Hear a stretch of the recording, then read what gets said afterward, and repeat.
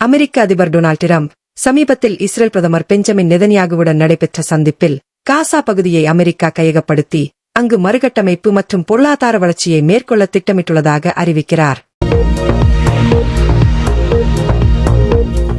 அவர் காசா பகுதியை நீண்டகால அமெரிக்க உரிமையாக காண்கிறேன் என்றும் அப்பகுதியில் உள்ள வெடிக்காத குண்டுகள் மற்றும் இடிந்த கட்டிடங்களை அகற்றி மக்களுக்கு வேலை வாய்ப்புகள் மற்றும் குடியிருப்புகளை வழங்கும் பொருளாதார வளர்ச்சியை உருவாக்குவோம் என்றும் தெரிவித்தார். மேலும் இன்று எதிர்வரும் சனிக்கிழமை பகல் 12 மணி முன்பதாக அனைத்து பணையகைதிகளையும் ஹமாஸ் விடுவிக்க வேண்டும். அதனை ஹமாஸ் மறுத்தால் போர் நிறுத்தத்தை இரத்து செய்து காசாவில் மறுபடி அழைக்கப் போவதாக டொனால்ட் டிரம்ப் அக்கிரமமாக அறிவித்தார். இந்த அறிவிப்பு பல்வேறு விமர்சனங்களை ஏற்படுத்தியுள்ளது. காசா விவகாரத்தில் டிரம்பின் முடிவு விசித்திரமானதும் ஆபத்தானதும் என காங்கிரஸ் பொதுச் செயலாளர் ஜெய்ராம் ரமேஷ் கருத்து தெரிவித்தார். மேலும் அமெரிக்காவின் பல நகரங்களில் டிரம்பின் கொள்கைகளுக்கு எதிராக போராட்டங்கள் நடைபெற்றன. இஸ்ரேல் பாதுகாப்புத்துறை அமைச்சர் இஸ்ரேல் காட்ஸ் காசா மக்களை அங்கிருந்து வெளியேற அனுமதிக்கும் செயல் திட்டத்தை வகுக்குமாறு ராணுவத்துக்கு உத்தரவிட்டுள்ளார்.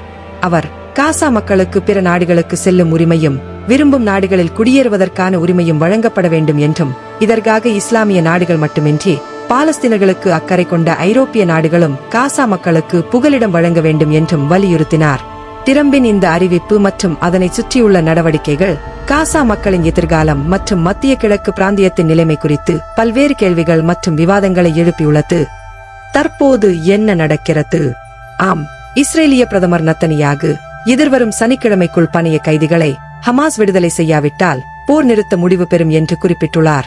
இந்த வகையில் காசாவை சுற்றி மறுபடியும் இஸ்ரேலிய இராணுவம் குவிக்கப்படுவதற்கு உத்தரவு பிறப்பிக்கப்பட்டதாக அறிவிக்கப்பட்டுள்ளது என இஸ்ரேலிய தகவல்கள் குறிப்பிடுகிறது. எனினும் இது சம்பந்தமாக காசா போராளிகள் தெரிவிக்கையில் போர் நிறுத்த ஒப்பந்தத்தின் பிரகாரம் முதல் 6 வாரங்களுக்குள் 33 கைதிகளை சனிக்கிழமைக்குள் விடுவிப்போம். எனினும் இஸ்ரேல் போர் நிறுத்தத்தை மீறும் வகையில் காசா பொதுமக்களுக்கான பொருட்கள் ஏற்றி வரும் லாரிகளை குறைந்தளவே நுழைய விடுகிறது என ஹமாஸ் இஸ்ரேலை பற்றி குறிப்பிடுகிறது. மேலும் ஹமாஸ் குறிப்பிடுகையில் அமெரிக்க ஜனாதிபதி டொனால்ட் டிரம்ப் போர் நிறுத்த ஒப்பந்தத்தை கலங்கப்படுத்தி குழப்பியடிக்கும் வகையில் செயல்பட்டு வருகிறார்.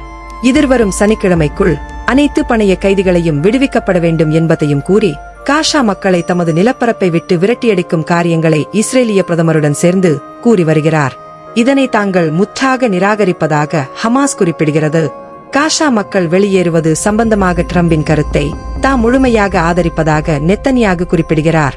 மேலும் இவர் குறிப்பிடும்போது ஹமாஸ் முழுமையாக தோற்கடிக்கப்படும் வரை இந்த போர் நடாத்தப்படும் எனவும் குறிப்பிடுகிறார். இங்கே அனைத்து விடயங்களையும் ஒட்டுமொத்தமாக நோக்கும் போது இந்த அமெரிக்க மற்றும் இஸ்ரேலிய அரசியல் பாலஸ்தீனத்தை இஸ்லாமிய சமூகத்தை விட்டு முழுமையாக பறிக்கும் வரை முஸ்லிம்களை உயிரோடு விட்டு வைக்க மாட்டார்கள் என்பது புரிகிறது. இத்தனையே சென்ற வருடம் ஊடகவியலாளர்கள் லெபனானின் ஊடக சந்திப்பு ஒன்றை ஹமாஸ் தலைவர்களில் ஒருவரான ஒசாமா ஹம்தான் அவர்களிடம் நடாத்தியது. அவ்வேளை வெளிநாட்டு ஊடகவியலாளர் ஒருவர் கீழ்கண்டவாறு கேள்வி ஒன்றை எழுப்பினார். ஹமாஸ் அக்டோபர் 7ஆம் திகதி இஸ்ரேல் மீது தாக்குதல் நடத்தியது சரியானதா என கேள்வி எழுப்பினார். அதற்கு ஹமாஸ் தலைவர் ஹம்தான் அவர்கள் கீழ்கண்டவாறு ஊடகவியலாளருக்கு பதில் வழங்கினார். நாங்கள் அக்டோபர் 7இல் அவர்களை தாக்கினாலும் தாக்காவிட்டாலும் அவர்கள் எங்களை விரட்டாமல் அல்லது கொலை செய்யாமல் விடவே மாட்டார்கள் என்பதே உண்மை என கூறியது இங்கு ஞாபகப்படுத்தத்தக்கது.